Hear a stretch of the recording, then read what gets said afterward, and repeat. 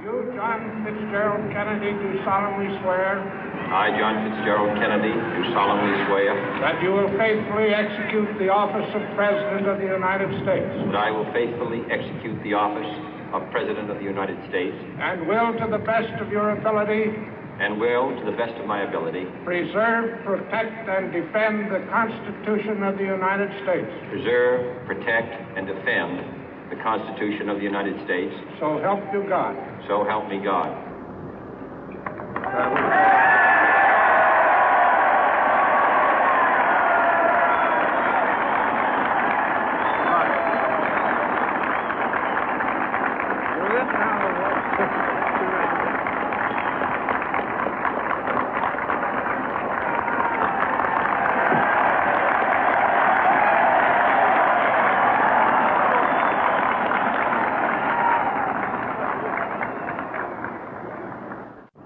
Vice President Johnson, Mr. Speaker, Mr. Chief Justice, President Eisenhower, Vice President Nixon, President Truman, Reverend clergy, fellow citizens. We observe today not a victory of party, but a celebration of freedom, symbolizing an end as well as a beginning, signifying renewal as well as change. For I have sworn before you and Almighty God the same solemn oath our forebears prescribed nearly a century and 3/4 ago. The world is very different now, for man holds in his mortal hands the power to abolish all forms of human poverty and all forms of human life. And yet the same revolutionary beliefs for which our forebears fought are still at issue around the globe. The belief that the rights of man come not from the generosity of the state, but from the hand of God. We dare not forget today that we are the heirs of that first revolution. Let the word go forth from this time and place to friend and foe alike that the torch has been passed to a new generation of Americans born in this century, tempered by war, disciplined by a hard and bitter peace, proud of our ancient heritage, and unwilling to witness or permit the slow undoing of those human rights to which this nation has always been committed and to which we are committed today at home and around the world.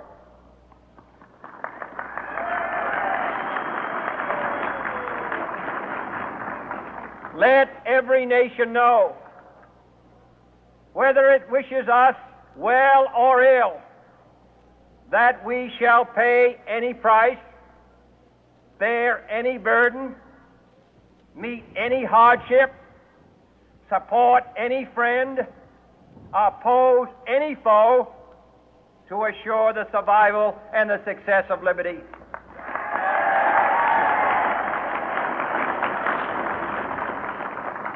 This much we pledge and more.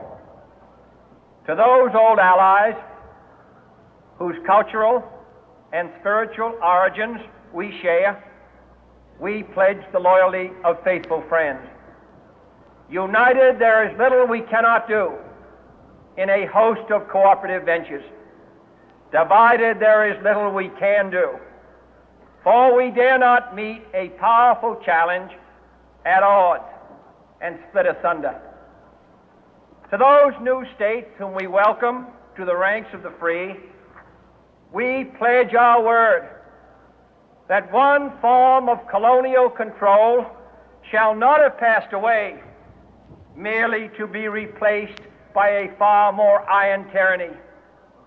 We shall not always expect to find them supporting our view, but we shall always hope to find them strongly supporting their own freedom, and to remember that in the past, those who foolishly sought power by riding the back of the tiger ended up inside.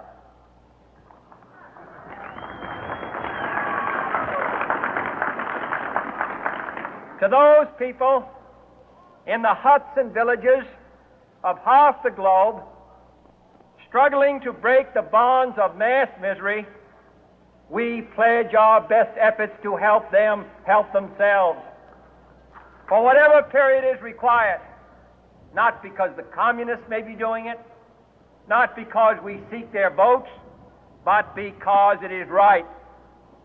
If a free society cannot help the many who are poor, it cannot save the few who are rich.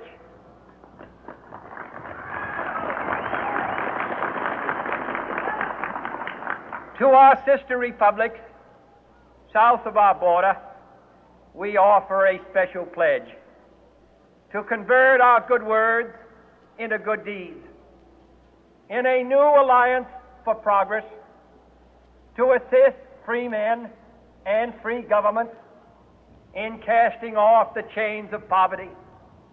But this peaceful revolution of hope cannot become the prey of hostile powers. Let all our neighbors know that we shall join with them to oppose aggression or subversion anywhere in the Americas. And let every other power know that this hemisphere intends to remain the master of its own house.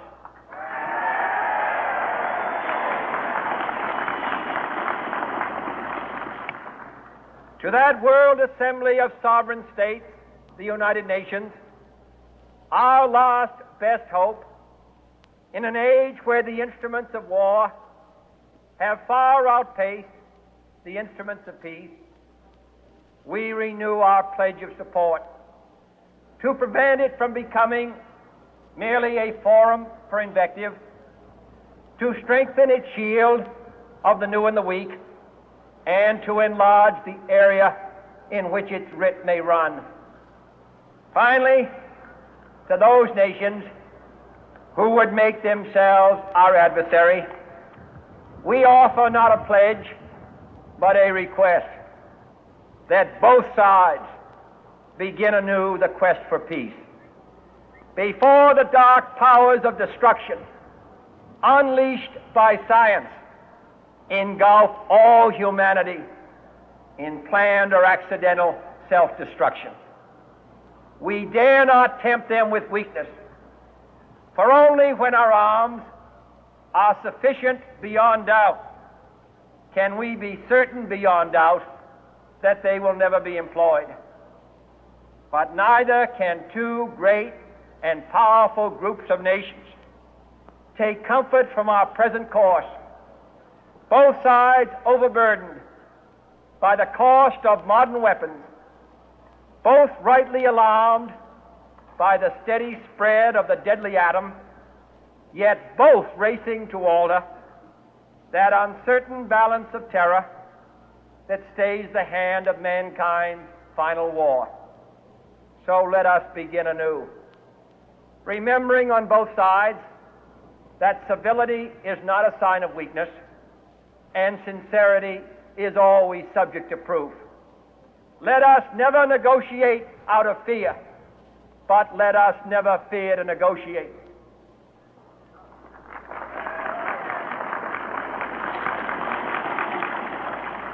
Let both sides explore what problems unite us, instead of belaboring those problems which divide us.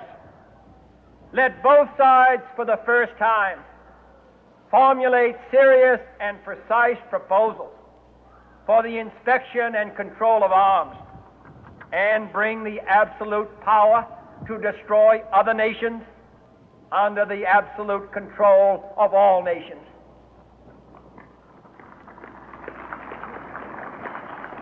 Let both sides seek to invoke the wonders of science instead of its terrors.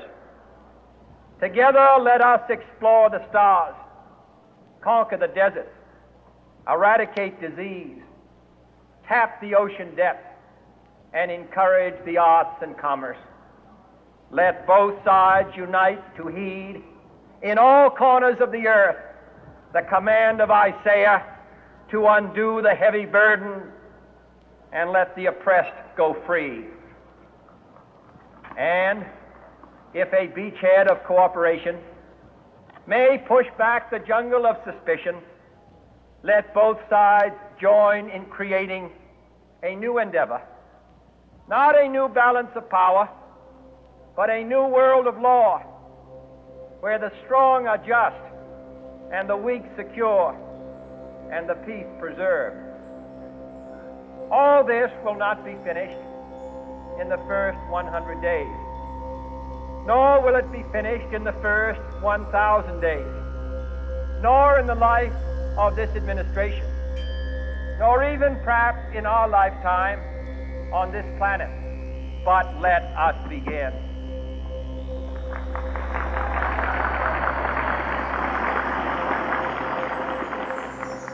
In your hands, my fellow citizens, more than mine, will rest the final success or failure of our course.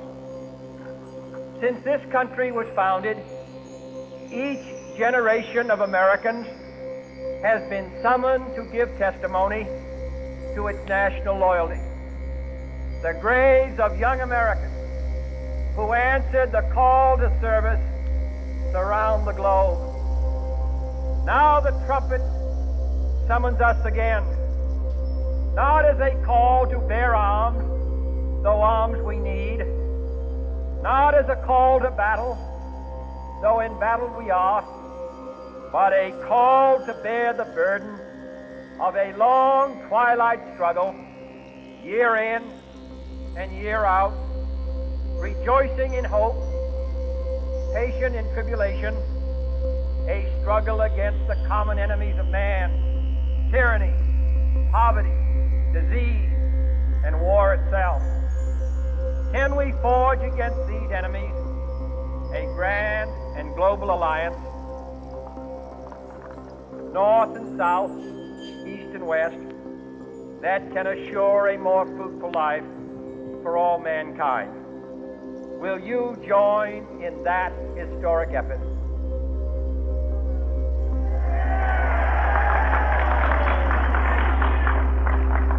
In the long history of the world, only a few generations have been granted the role of defending freedom in its hour of maximum danger. I do not shrink from this responsibility. I welcome it.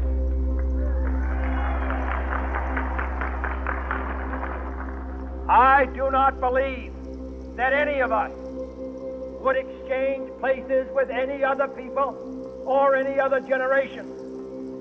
The energy, the faith, the devotion which we bring to this endeavor will light our country and all who serve it.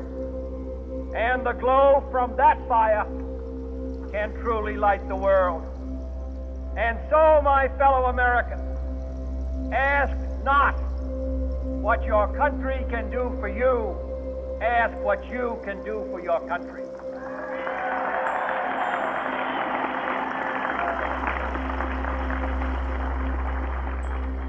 My fellow citizens of the world, ask not what America will do for you, but what together we can do for the freedom of man.